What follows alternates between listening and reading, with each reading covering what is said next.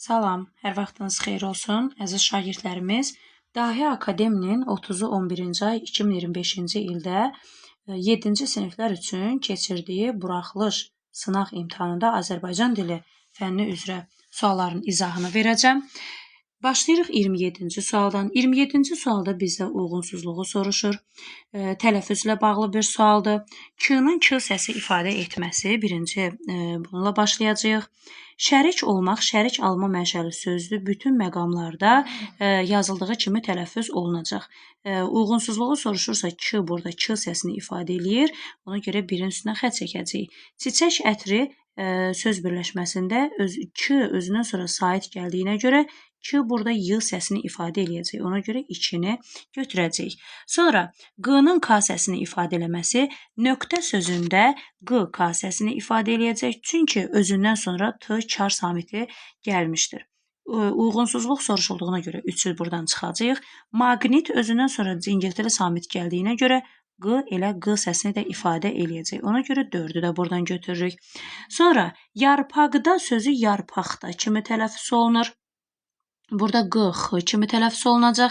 Bizdə isə Q-nın Q-ya aid tələffüzü verilib. Burada uyğunsuz kimi 5-i götürəcəyik. Ocaq ətrafı, ocaq ətrafı kimi tələffüz olunur. Ona görə 6-nı cavablardan çıxırıq. Tüfəng oynatmaq. C-nin K kimi tələffüzünə baxırıq. Özündən sonra BDGC qaydasına əsasən özündən sonra sait gəldiyinə görə C kimi, özündən sonra samit gəldiyinə görə C kimi tələffüz olunacaq və bizdən uyğunsuzluq soruşulduğuna görə burada 7-ni götürəcəyik. 2, 4, 5, 7 cavabımız olacaq B variantı. İmiş köməkçi sözü ilə işlənmiş feili müəyyən edin. Burada aparmışıq sözündə apar sözün köküdür. Mış nəqli keçmiş, ıq isə şəxs sonluğudur. A-nı çıxacağıq. Tapırmışsan, tap sözün köküdür. Ir indiki zaman, mış imiş, san şəxs sonluğu. Ona görə cavabımız B olacaq. İtməkdən itirmək leksik, miş nəqli keçmiş, D isə idi hissəciyidir. Sonra ona görə C-ni də çıxdıq. Gətir sözün köküdür. Miş nəqli keçmiş, D idi deməkdir. D-ni də çıxırıq. Qop sözün köküdür. Qopmaqdan qoparmaq, mış nəqli keçmiş, D isə idi hissəciyinin şəkilçiləşmiş formasıdır. Bunu da qeyd eləyək ki, imiş köməkçi sözü eyni zamanda idi və isə feilin şəkillərinin şəkilçilərindən sonra artırılır. Təbii ki, zaman şəkilçiləri də bura daxildir. Çünki zaman şəkilçiləri feilin xəbər şəklinin göstəriciləridir. Sonra 29-cu sual. Sərbəstdir sözünün fonetik təhlili ilə bağlı doğru fikirləri müəyyən edin. Fonetik təhlildə biz ilk öncə sözün düzgün tələffüzünü qeyd etməliyik. Sərbəstdi formasında tələffüz olunacaq. Burada baxırıq. S-T hərf birləşməsi var. Özündən sonra samit gəldiyinə görə tələffüzdə T düşəcək. D xəbərli şəkilçisi isə tələffüzdə R-sını itirəcək. Baxırıq A variantına. 2, kar, 4 cingiltili samit işlənmişdir. Biz burada mütləq şəkildə tələffüzə əsaslanacağıq. Deməli, kar samitlər S kar samitdir, S kar samitdir, R cingiltili, B cingiltili və D cingiltili samitlərdir. Burada 2 kar samit, 3 cingiltili samit, burada isə 4 cingiltili samit dediyinə görə A variantı yanlış fikirdir. Sonra gəldik B variantına. Söz ahəng qanunu tabedir. Ahəng qanunu vurğu, heca sözün yazılışına əsasən təhlil olunduğu üçün biz burada yazılışa əsaslanacağıq. Deməli, burada saitlərimiz ə və i saitləridir və hər biri incə sait olduğuna görə söz ahəng qanununa tabedir. Cavabımız isə B variantı olacaq. Sonra digər cavab olmayan variantların da izahını verək. Kar samitlə başlayıb cingiltili samitlə bitir. Mütləq şəkildə biz burada tələffüzə baxmalıyıq. Söz kar samitlə başlasa belə sait ilə bitir. Sonra C-ni çıxdıq. 2 qapalı, 1 açıq sait işlənmişdir. Tam əksinə 2 açıq, 1 isə qapalı sait işlənmişdir. Ona görə D-ni də cavablardan çıxırıq. Hecalara bölünür. Sərbəstdir. Burada isə T olmalı idi. Çünki bayaq da vurğuladığım kimi sözün hecalara bölünməsi sözün yazılışına əsasən müəyyən olunur. Ona görə cavabımız oldu B variantı. İndi isə 30-cu sualın izahına baxaq. Verilmiş nümunədəki işarələnmiş sözlərin feilin hansı şəklində olduğunu ardıcıllıqla qeyd edin. Yazdım tonqal qalana, qalamaq sözün köküdür. N leksik şəkilçisi, A isə arzu şəklinin şəkilçisidir. Gözü yolda qalana, oğlum cənnətə getdi, get sözün köküdür. Burada şüudi keçmiş zaman şəkilçisidir və zaman şəkilçiləri xəbər şəklinin göstəriciləridir. Sonra sağ-salamat qal ana. Burada isə əmr şəklindədir. Əmr şəkli feilin kökü və ya başlanğıc forması, üstə gələ şəxs şəkilçiləri. Sadəcə olaraq ikinci şəxsin təkində əmr şəkli, şəxs şəkilçisi qəbul etmir. Cavab ona görə arzu, xəbər, əmr cavabımız olacaq C variantı. Sonra tələffüz şəklində verilmiş hansı sözün yazılışını iki cür düşünmək olar. Körpüyə və indi bu sözlərin yazılışını yazaq. Körpəyə və körpüyə. Deməli, burada dedik, sözün sonu Aə saytı ilə bitərsə, ona y bitişdirici vasitəsilə saytla başlayan şəkilçi əlavə olunduqda, y-dan əvvəlki Aə qapalı saytə çevriləcək. Körpəyə sözü körpüyə kimi tələffüz olunacaq. Ona görə oldu cavabımız A variantı. İndi isə 32-ci sualın izahına baxaq. Keçmiş zamanda olan feili müəyyən edin. Yaz sözün köküdür. Yazmaqdan yazılmaq, acaq. Deməli, burada qəti gələcək zaman şəkilçisidir. Ona görə A-nı çıxdıq. Qopmalıdır. Qop sözün kökü, malı məli vacib şəklinin şəkilçisi, dır isə şəxs sonluğudur. Ona görə burada zaman şəkilçisi yoxdur. B-ni də çıxacaq. Gəlmişdi sözündə gəl sözün köküdür. Miş nəqli keçmiş zaman, di isə idi hissəciyinin şəkilçiləşmiş formasıdır. Cavab oldu C variantı. Bir sözdə bir zaman şəkilçisi olar. Sonra döyüşsün sözündə döy sözün köküdür. Üş-sün. Burada üş feilin qrammatik məna növünün şəkilçisidir. Feildən feil düzəldən şəkilçisidir. Sün isə şəxs sonluğudur. Zaman yoxdur deyə D-ni də çıxacaq. Yazır da yaz sözün kökü indiki zaman, d isə idi hissəciyinin şəkilçiləşmiş formasıdır. Ona görə Y variantında çıxacaq. Gəldik indi 33-cü suala. Verilmiş sözlərdən hansını feilin iki şəklində düşünmək olar? Baxaq sözünə nəzər yetirəcəyik. Baxaq və düzgün cavabımız da bu olacaq. Niyə? Bax sözün köküdür. A arzu şəklinin şəkilçisi, q isə şəxs sonluğudur. Deməli, bu arzu şəklindədir. Bax sözün kökü biz baxaq. Bu isə əmr şəklindədir. Bunları biz bir-birindən fərqləndirmək üçün nə etməliyik? Əgər sözün qarşısına kaş, barı, arzu ədatlarını artıra biliriksə, bu söz arzu şəklindədir. Qoy əmr ədatını artıra biliriksə, bu söz əmr şəklindədir. Keçək 34-cü sualımıza. Gün çıxdı, çıx sözün köküdür. D şüudi keçmiş zaman şəkilçisidir. Biz feilin qrammatik məna növlərini müəyyən edəndə ilk öncə şəkilçinin orada olduğundan əmin olmalıyıq. Feilin qrammatik məna növlərinin şəkilçilərinin sözdə iştirakından əmin olmalıyıq. İkinci növbədə isə onun mənasına fikir verməliyik. Burada çıxdı sözü sadə sözdür. Heç bir feilin qrammatik məna növünün şəkilçisi olmadığına görə bunu adlandırırıq məlum növ. Məlum növ A. Sonra ərizəyə baxıldı. Bax sözün köküdür. Il leksik, d şüudi keçmiş zaman şəkilçisidir. Deməli, burada baxıldı nə etdi? Baxıldı nəyə? Nəyə? Ərizəyə. Burada tamamlıqdır.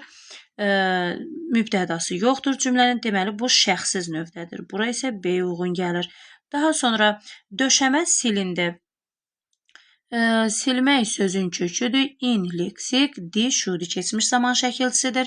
Burada şəkilçi işlənmişdir. İn şəkilçisi.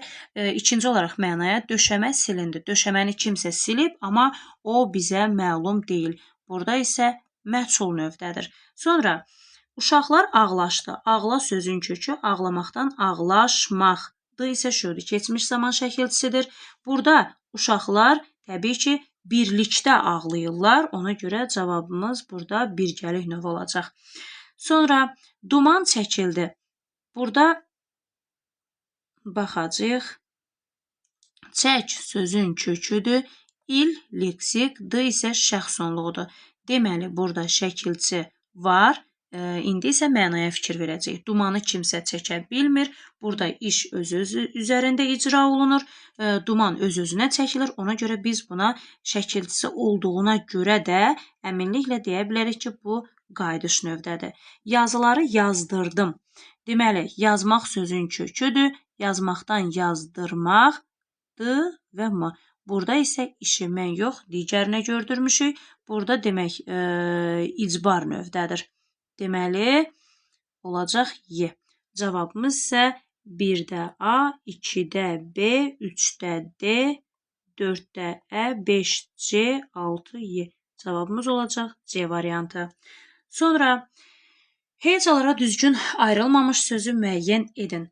Dedik ki, mürəkkəb sözləri hecalara bölmək üçün ilk öncə mürəkkəb sözlərin tərkibini təşkil edən sözləri bir-birindən ayırmaq lazımdır. Kor və oğlu sözləri kor, oğlu hecalara düzgün bölünüb, bizdən ayrılmamış, düzgün ayrılmamış sözü soruşur. Günə baxan sözündə günə və baxan sözlərinin birləşməsindən əmələ gəlib. Bu, mürəkkəb söz kimi bir-birindən düzgün ayrılıb. Lakin ayrılıqda hecalara düzgün bölünməyib. Çünki biz demişik ki, hər bir samit özündən sonra gələn saitə tabe olacaq. Bunun üçün n əyə tabe olmalıydı. Günə baxan şəklində hecalara ayrılmalıydı. Daha sonra 36-cı suala baxaq. Deməli, külək gücləndi, dalğalar sahilə hücum çəkdi. Cümləsinin təhlilə bağlı yanlış fikri soruşur bizdən. Deməli, burada güc sözün köküdür, güclənməkdir. Sonra dalğalar sahilə hücum çəkdi. Çək sözün köküdür, şiudi keçmiş zamandadır. Cümlədəki fe'lər qayıdış növdədir. Biz bundan əvvəlki sualda da qeyd etdik ki, mütləq şəkildə fe'lin qrammatik məna növləri ilə bağlı sual düşəndə ilk öncə orada şəkilçinin olduğundan əmin olmalıyıq. Ona görə burada şəkilçi olmadığına görə, hər hansısa bir fe'lin qrammatik məna növünün şəkilçisi olmadığına görə biz bu fe'lərə məlum növ deyəcəyik və bizdən yanlış fikri soruşursa cavabımız olacaq A variantı. Cümlədəki fe'lər quruluşsa müxtəlifdir. Təbii ki, bu düzgün fikirdir. Yəni, çəkdi sadədir, gücləndi isə düzəltmədir. Hər iki cümlədəki fe'l təsriflənən formadadır. Bəli, doğrudur. Hər ikisi zamana görə dəyişib. C də düzgün fikirdir. Hər iki cümlədəki fe'l xəbər şəklindədir. Bəli, dedik xəbər şəklinin göstəricisi zaman şəkilçiləridir. Bu da düzdür. Sonra cümlədəki fe'lər keçmiş zamandadır. Bəli, şiudi keçmiş zaman, şiudi keçmiş zaman. Bu da düzdür. Cavabımız olacaq A variantı. İndi isə mətnlə bağlı suallarımızın izahına keçək. Verilmiş sözlərdən biri qara hərflərlə verilmiş sözün qarşılığı ola bilməz. Qara hərflərlə verilmiş söz bəxşiş sözüdür. Bəxşiş sözünün qarşılığı, yəni sinonimi xələt düzdür, hədiyyə düzdür, ərmağan düzdür, mükafat düzdür, amma cəza sinonim kimi götürülə bilməz. Ona görə cavabımız Y variantıdır.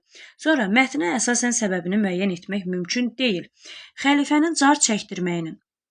Deməli, burada uşaqlar, xəlifənin car çəkdirməyinin səbəbi bizə məlumdur. Çünki xəlifənin qardaşı Bəhlul heç gülməzmiş. O car çəkdirir ki, Bəhlulun güldüyünü kimsə görüb, ona gətirsə, ona bəxşiş verəcək. Bu, müəyyən etmək mümkündür səbəbini. Qəssabın xəlifənin yanına qaçmağının, bəli, bu da səbəbi müəyyən etmək mümkündür. Çünki qəssab xəlifənin qardaşı Bəhlulu gülən gördü və bu xəbəri tez xəlifəyə çatdırmaq istədi. B-nin də cavab səbəbi var. Xəlifənin Bəhlulu yanına çağırmağının. Xəlifə Bəhlulu yanına çağırdı ki, deməli, çağırıb soruşur ki, eşitdiyimə görə gülübsən, bu doğrudurmu? Bəli, ondan bunun doğru və yaxud da yanlış olduğunu soruşmaq üçün bu da doğrudur. Bəhlulun heç vaxt gülməməyini. Uşaqlar, burada sadəcə deyir ki, deyilənə görə Bəhlul heç gülməzmiş. Sadəcə olaraq onun bir mənasını açıb orada səbəbini demir ki, Bəhlul niyə gülmürmüş. Xəlifənin qəssaba xələt verməsinin, çünki qəssab demək, xəlifəyə xoş xəbəri gətirdi. Yəni Bəhlulun gülmə xəbərini xəlifəyə çatdırdı. Ona görə Y də düzdür, cavabımız olacaq D variantı. Sonra keçirik 39-cu sual. 39-cu sual ardıcıllıqla bağlı bir sualdır. Bəhlulun qarmaqdan asılı olan heyvanları görməsi, deməli, burada heyvan görür ki, heyvan cəsədlərini qarmağa keçirib ayaqlarından asıblar. Ona görə 1-i yazacağıq bu hissəyə. Keçirik 2. Xəlifənin qəssabı yola salması. Burada xəlifə demək, qəssabın xələtini verib onu yola salır. 2-ni bu hissəyə yazacağıq. Qəssabın xəlifəyə xəbər verməsi. Burada qəssab Bəhlulun güldüyünü görəcək, qaçır xəlifənin yanına xəbər verir. Burada isə 3-ü bu hissəyə yazacağıq. Xəlifənin hər yerə car çəkməsi.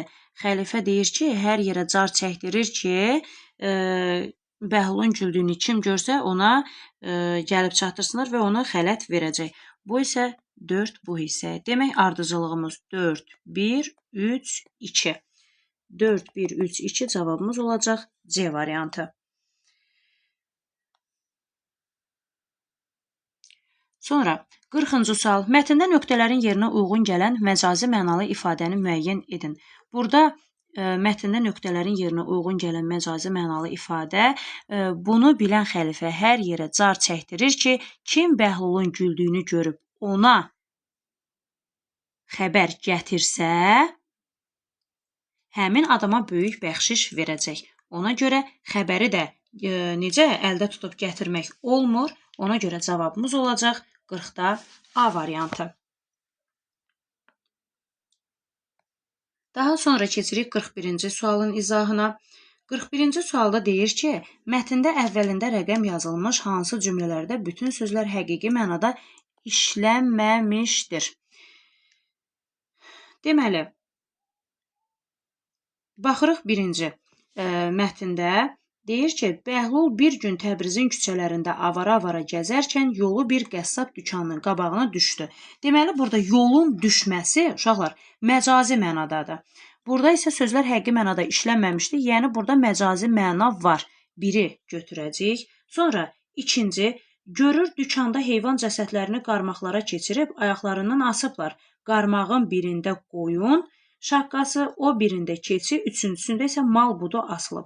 Burada isə bütün sözlər həqiqi mənada işlənib. Ona görə 2-ni cavablardan çıxacağıq.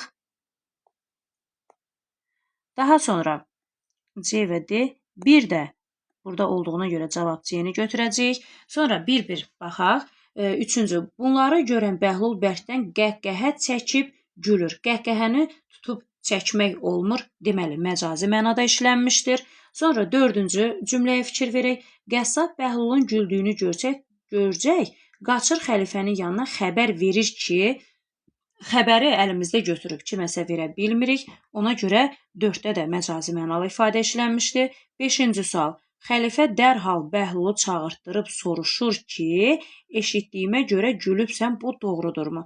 5-ci cümlədə isə bütün sözlər həqiqi mənada işlənmişdir. Sonra, hansı sözlə başlayan cümlənin mətni məzmunu ilə əlaqəsi yoxdur? Burada cavab D variantı olacaq. Deməli, burada deyir ki, mətndə bəhri biyaban, səhra, ucu bucağı olmayan bitkisiz quru çöldür.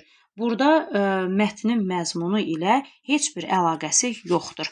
Sonra 43-cü sual. Mətndə altından xətt çəkilmiş söz hansı cümlədə mətndəki mənasında işlənməmişdir? Mətndə altından xətt çəkilmiş olan söz bəxşiş vermək sözüdür.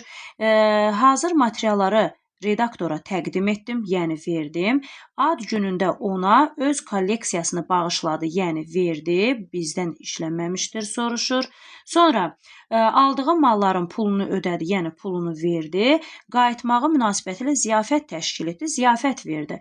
Bunların hər biri uyğun gəldi. Düşmənlər kəndi tutdular, aldılar mənasındadır. Burada düşmənlər kəndi verdilər mənasında deyil. Ona görə cavabımız olacaq Y variantı. 44-cü sual. Mətndəki əsas fikri ifadə edən cümləni müəyyən edin. Hər kəsin günahı öz boynuna yazılır. Cavabımız olacaq A variantı. Çünki uşaqlar, burada deyir ki, Bəhlul qardaşının günahlarını necə olacağını, aqibətinin necə olacağı haqqında çox düşünürdü. Sadəcə bir gün qəssab dükanının qarşısına keçəndə gördü ki, hər bir qoyunu öz ayağından asıblar. Ona görə orada qəhqəhə çəkib güldü ki, deməli qardaşımın günahları öz boynuna yazılacaq, mənim yox. Ona görə cavabımız olacaq A variantı. Sonra uşaqlar, Euler-Venn diaqramını doldurun 45-ci sualda. Bəhlul və xəlifə. Biz məsələn, Bəhlulun xarakteri kimi Bəhlula aid yaza bilərik ki, o qardaşının etdiyi belə deyim, amansızlığa görə, qəddarlığa görə çox fikirləşirdi. Bəhlul sonra xəlifəyə yaza bilərik ki, amansız idi, lakin bunu fikirləşmirdi. Ortaq fikir isə yaza bilərik ki, Bəhlul və xəlifə qardaş idilər. Sonra 46-cı sual. Günah borc deyil ki, kiməsə keçsin, sahibi kimdirsə yük də ondadır. Aforizmini mətnlə əlaqələndirərək fikrinizi yazın. Deməli, burada isə 46-cı sualda günah borc deyil ki, kiməsə keçsin, sahibi kimdirsə yük də ondadır. Yəni, orada xəlifənin etdiyi günahların, belə deyim, cəzasını Bəhlul çəkmir. Yəni, o bir yük borc deyil ki, kiməsə keçsin. Sahibi kimdirsə, yəni xəlifə nə etmişdirsə, onun da cəzasını çəkəcəkdir. Daha sonra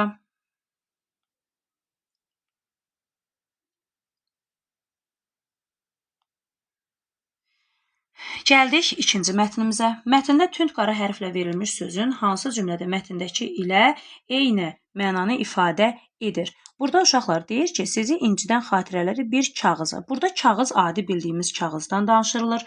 Onlar Şuşadan çıxanda nicah kağızını, bu adi bildiyimiz kağız yox, hər hansısa bir sənəd mənasındadır. A-nı çıxdıq. Ermənilərin Qarabağa hücumu zamanı bir çox Azərbaycanlıların evinə qara kağız. Bu da məcazi mənada işlənmişdir. Sonra mən asan xidmətdən evim üçün sahibkarlıq kağız. Bu da həmin mətndəki ilə eyni mənanı ifadə etmir. Rəssam Cəlil Məmmədqozadənin şəklini kağızın üzərinə qüsursuz işləmişdir. Bəli, bu mətndəki ilə eyni mənanı ifadə edir. Yəni, hər hansısa bir kağızın üzərinə sizi incidən xatirələri yazıb onu yandırmaq və yaxud da ki, Cəlil Məmmədqozadənin şəklini həmin kağızın üzərinə hər hansısa bir istifadə olunan bildiyimiz adi kağızın üzərinə çəkmək. Hər iki, demək, D variantında da, mətndə də hər ikisini kağız eyni mənanı ifadə eləyir. Cavabımız olacaq D variantı. Sonra babası Mələkənin doğum kağızını alanda sanki bütün arzularına çatdığını hiss etdi. Burada da kağız mətndəki ilə eyni mənada işlənməmişdir. Sonra 48-ci sual. Mətndə altından xətt çəkilmiş cümlə ilə hansı fikir çatdırılır? Mətndə unutmayın ki, keçmiş yalnız bir müəllimdir, ömürlük yoldaş deyil. Uşaqlar, keçmişdə baş verənlər daim təkrar olunur. Bunun altından xətt çəkilmiş cümlə ilə heç bir əlaqəsi yoxdur. Keçmiş insana öyrədici təcrübə verir. Yəni, o bir müəllimdir, sənə öyrədici təcrübəni verir. Lakin ona bağlı qalmaq doğru deyil. Yəni, o sənlə ömürlük yoldaş deyil. Ona görə cavabımız B variantı olacaq. 49. Mətnə əsasən aşağıdakı fikri tamamlaya bilməz. Keçmişdəki bir səhv haqqında düşünmək. Uşaqlar, baxın, burada deməli, bugünkü imkanlarınızı görməyinizə mane olur. Bu var, amma bilməz soruşur bizdən. Sonra enerjimizi tükəndirir. Bu da var. Gələcəklə bağlı ümidlərimizi zəiflədir. Sonra gələcəklə bağlı ümidlərimizi zəiflədir. Bu da var. Emosional gücümüzü azaldır. Burada baxın, emosional gücümüzü azaldır. Bu da var. Amma arzularımızı gerçəkləşdirməyə imkan yaradır. Bunu biz demək düzgün variant kimi qeyd eləyəcəyik. Çünki keçmişdəki bir səhv haqqında düşünmək arzularımızı gerçəkləşdirməyə imkan yaradır, yox, onun tam əksi. Sonra 50-ci suala baxaq. Üzərində rəqəm yazılmış sözləri həqiqi məcazi məna ifadə etməsi baxımından qruplaşdırın. Deməli, uşaqlar, baxırıq birinci. Dərin iz. İzin dərini və yaxud da dayazı olmur. Ona görə 1-ə yazırıq məcazi. Sonra ikinci, bir burada idi. Gəldik ikinci. Deyir ki, buraxdığınız bir səhv və ya qaçırdığınız bir fürsət. Fürsəti qaçırmaq olmur. 2 də məcazidir. Sonra üçüncüyə baxırıq. 3. Deyir ki, imkanları görmək. Uşaqlar, imkanları görmək, imkan hər hansısa bir canlı bir belə deyim, obyekt və yaxud da ki, əşya deyil ki, onu görmək olsun həqiqi mənada. Bu isə olur məcazi mənada. Biz üçüncüyə də məcazi yazırıq. Sonra dördüncü. Dördüncünün yerini müəyyən eləyək. Aha, yandırmaq. Kağızı həqiqətən yandırmaq olurmu? Bəli, olur. Həqiqi. 5-ci. Bu anın, zamanın gücünü yaşamaq vacibdir. Deməli, 5 də həqiqidir. An həqiqi mənadadır. Qruplaşdıracağıq. 1, 2, 3 məcazi. Deməli, 1, 2, 3 məcazi. 4, 5 isə həqiqi. Cavabımız olacaq C variantı. Sonra qarşısında işarə qoyulmuş 51-ci suala baxırıq. Qarşısında işarə qoyulmuş hansı cümləni mətndən çıxarsaq, mətnin məzmununa xələl gəlməz. Uşaqlar, burada meditasiya haqqında məlumat verilib. Bu isə bu cümləni mətnin məzmunundan çıxarsaq, mətnin məzmununa xələl gəlməz. Sonra keçdik növbəti 52-ci suala. Deməli, mətnə əsasən meditasiya hansı məqsədlə tətbiq edilir? Orada demək, meditasiya bir fikrə cəmlənmək, zehnini sakitləşdirmək və düşüncələri başqa bir aləmə yönəltmək üçün tətbiq edilən zehni bir məşqdir. Deməli, cavabımız olacaq B variantı. Sonra, keçmişin yükünü buraxmaq üçün mətnə əsasən hansı addımı atmaq lazımdır? Uşaqlar, mətndə də qeyd olunduğu kimi, keçmişin yükünü azaltmaq üçün incidən xatirələri kağıza yazıb yandırmaq lazımdır. Cavabımız olacaq C variantı. İndi isə gəldik mətnin plan bəndlərinin ardıcıllığına.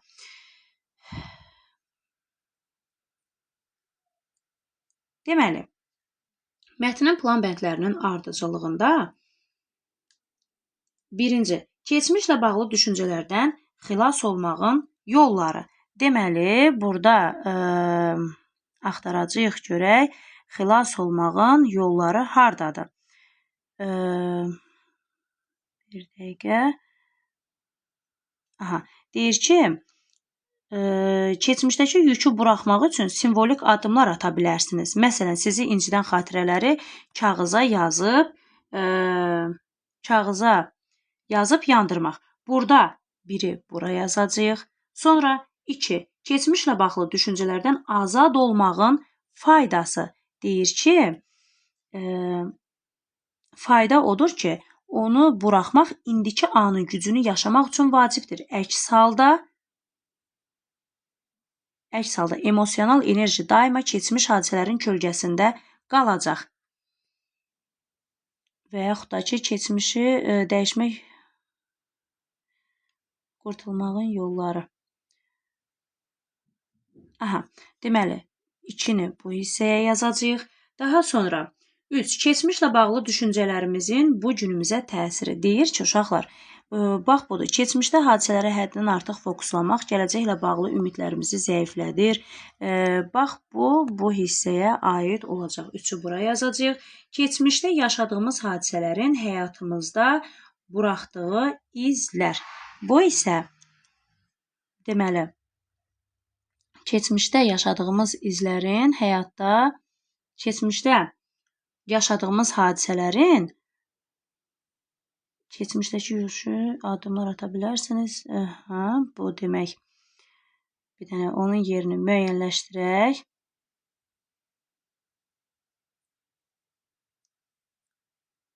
həyatımızdakı buraxdığı izlər. Davamlı düşmə bugünkü imkanlarımızı görməyimizə mane olur.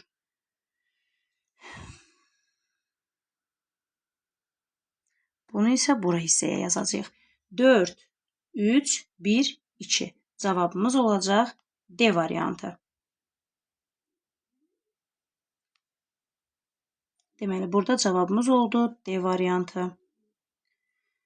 Daha sonra gəldik 55-ci suala. Uşaqlar, mətnin ideyası, əsas ideyası nədən ibarətdir? Deməli, mətnin əsas ideyasına yazacağıq ki, keçmişi dəyişmək mümkün olmasa da, onu qəbul edib dərs çıxarmaq və emosional yükü buraxaraq indiki anın gücünə yönəlmək insanın daxili azadlığını və gələcəyə ümidini bərpa edir. Sonra 56-cı suala baxırıq. Burada isə səbəb-nəticə ilə bağlı bir sualımızdır. Deməli, burada bizə nəticə verilib, biz isə səbəbini müəyyən eləməliyik. Nəticə budur ki, insan daim kaş ki ifadəsi ilə yaşamağa məcbur olur. Bəs gəlin görək, bunu mətndən harda tapacağıq? Deməli, insan daim kaş ki ifadəsi ilə yaşamağa məcbur olur. Bax, bu hissədədir. Bu hissədə. Deməli, bunun səbəbi nədir? Səbəb odur ki, keçmişdə ilişib qalan düşüncələrə əsasən insan kaş ki ifadəsi ilə yaşamağa məcbur olur. Ona görə cavaba isə bunu qeyd eləyəcəyik.